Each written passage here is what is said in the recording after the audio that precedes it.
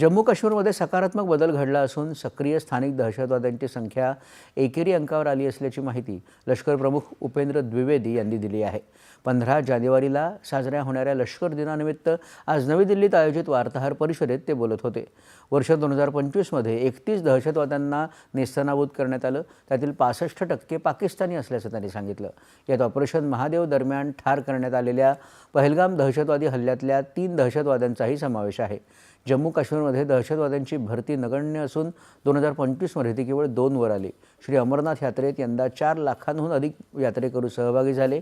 ही संख्या 5 वर्षाच्या सरासरीहून अधिक असल्याचं त्यांनी सांगितलं। ऑपरेशन सिंदूर दरम्यान तिन्ही दलातला समन्वय आणि सैन्याचा पराक्रम दिसून आल्याचं ते म्हणाले। आत्मनिर्भरतेमुळे सैन्याची ताकद वाढली असून तंत्रज्ञानाच्या समावेशाला अधिकाधिक प्रोत्साहन दिलं जात असल्याचं त्यांनी सांगितलं। प्रत्यक्ष ताबा रेषेवर सैन्याची तैनाती ही संतुलित असल्याचं त्यांनी सांगितलं।